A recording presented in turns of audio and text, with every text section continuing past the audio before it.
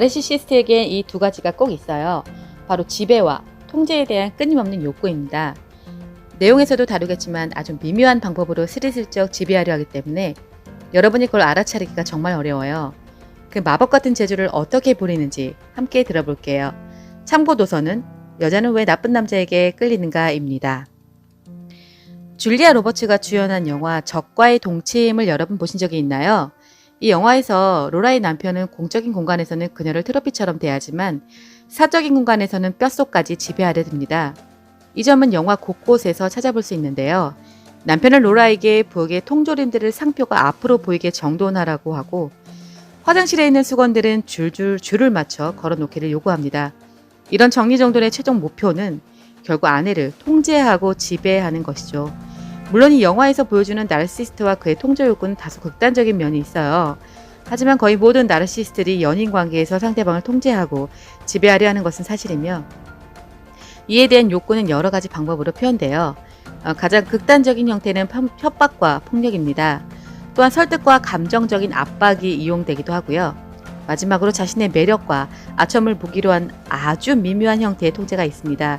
지금부터 각각의 방식에 대해서 좀 더 자세히 살펴보기로 하죠. 남녀관계에서 폭력을 유발하는 원인 중 하나는 나르시시즘입니다. 이러한 종류의 폭력은 주로 나르시시스트에게 지각된 위협에 의해 유발되어 여기서 지각된 이라는 표현을 쓴 이유는 때때로 이런 위협들은 실제하지 않고 오직 나르시시스트의 머릿속에서만 존재하기 때문입니다. 오늘 왜 그 재킷 입었어? 와 같은 별뜻 없는 질문도 나르시시스트는 자신의 외모나 스타일에 대한 모욕으로 지각하고는 합니다.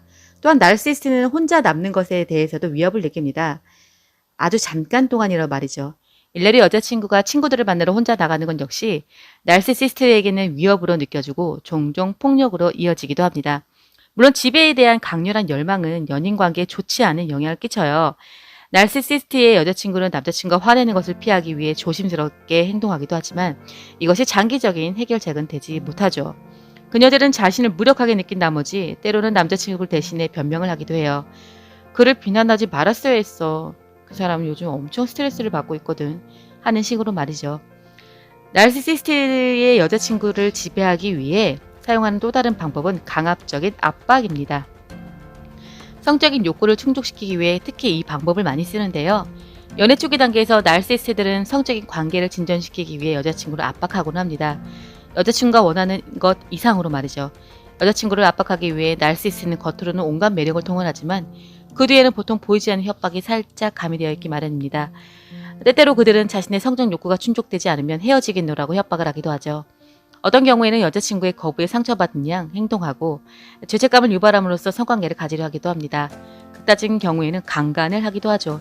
이 주제를 제대로 다루기 위해서는 별도의 책을 써야 하겠지만 바움마이스터 교수와 부시민 교수를 비롯한 여러 심리학자들은 강간을 저지른 남자들의 마음속에는 나르시시즘이 녹아있다고 주장한 바 있습니다.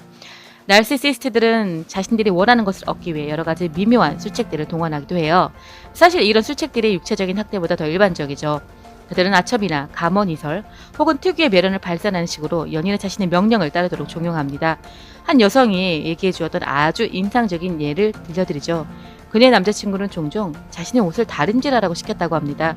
하지만 폭력으로도 위협하지 않고 명백하게 드러내는 어떠한 행동도 하지 않았습니다. 대신 그는 자신의 빨랫감을 그녀의 집으로 가져와서는 이런 말을 했다고 해요. 생각해봐. 이 옷들을 잘 다려입으면 내가 얼마나 멋져 보이겠어? 고약한 것은 그가 단지 배우에서 여자친구를 조종해서 다림질을 하게 한 것에서 그치지 않고 언젠가부터는 자기 친구의 옷까지 슬쩍 끼워 넣기 시작했다는 것입니다. 다른 예를 하나 들어볼까요? 한 여성은 거의 모든 면에서 나르시시스트의 성향을 지닌 약혼자와 결혼식을 준비하는 중이었어요. 아마 여러분도 잘 아시겠지만 보통 남자들은 결혼식을 준비하는데 크게 관여하지 않아요. 가장 좋은 경우는 그거 정말 보기 좋은데 라고 말하고 뒤로 빠져주는 것입니다. 물론 준비 과정에서 도움이 되기 위해 노력하는 남자들도 있습니다만 그렇다 해도 그들의 역할은 돕는 것이지 준비 과정을 통제하는 것은 아니지요. 그러나 이 나르시시스트는 약혼자는 모든 준비 과정에 끼어들어 그 과정을 지휘했습니다. 수백 명이 넘는 하객들에게 좋은 인상을 남겨서 인간관계를 넓히고 사회적으로 신분 상승을 하고 싶었기 때문이었습니다. 정확하게 표현하자면 이 약혼자는 신부보다 결혼식에 더 많은 신경을 썼고 하나부터 10까지 모든 것이 직접 그의 손을 거쳐야만 했습니다. 그가 내렸던 가장 황당한 결정은 신부의 가장 친한 친구를 들러리로 서지 못하게 한 겁니다. 그 친구는 또 엉뚱뚱해서 결혼식을 망쳐버릴 것? 이라는 게 이유였죠. 문제는 날시스의 미묘한 방법으로 슬슬 당신을 지배하려 할 때 당신이 그걸 알아차리기가 어렵다는 겁니다. 특히 여러분은 이미 그와 연애 중이라면 더욱 그렇습니다. 아마 여러분의 친구들은 그 남자가 너를 조종하고 있잖아. 그냥 너를 이용하는 거야. 라고 이야기할 수 있지만 이미 연애를 시작하고 마음을 주기 시작한 상태에서는 이런 것들을 알아차리기가 어려워요. 보통 헤어지고 나서야 날시스를 행동했던 숱한 만행들이 눈에 들어오기 시작하겠지요. 날시시스트의 겉모술수를 알아보지 못하는 것이 그리 놀랄 일은 아닙니다. 그들은 이런 겉모술수에 능하니까요. 대부분의 사람들은 다른 사람들을 통제하려 노력하면서 삶을 보내지 않지만 날시시스트들은 그렇게 합니다. 제 친구들 중에는 거짓말을 밥 먹듯 하는 친구가 있었는데 이 친구는 굳이 거짓말할 필요가 없을 때도 거짓말을 하곤 해요. 그 당시에는 이 친구가 거짓말을 하는지 알 수 없어요. 그 친구는 아주 능숙했거든요. 날시스트에게 겉모술수란 이 친구의 거짓말 같은 겁니다. 그들은 평생 그렇게 살아왔기 때문에 전문가가 된 것입니다. 날시시스트들을 꿰뚫어 보기 어려운 또 다른 이유가 있어요. 바로 그들은 남들이 듣고 싶어 하는 것을 말한다는 점입니다. 그들이 가지고 있는 마법 같은 재주 중 하나가 바로 당신이 꿈꾸던 환상의 세계 속으로 당신을 쉽사리 끌고 가는 것입니다. 그들은 여러분이 특별하다고 이 세상에 여러분 같은 사람은 또 없노라고 말합니다. 그는 다른 모든 사람들이 여러분을 우러러본다고 느끼게 하죠. 이런 사탕발림이 가져다주는 쾌감 때문에 날시시스트들이 가지고 있는 부정적인 특성들은 슬그머니 묻혀버리고 맙니다. 결국 날시시스트가 가지고 있는 뛰어난 재주란 바로 여러분의 날시시스적 욕구를 알아보고 조종하는 능력인 것입니다. 네, 오늘은 여기까지고요. 날시시스트들은 한결같이 똑같을까요?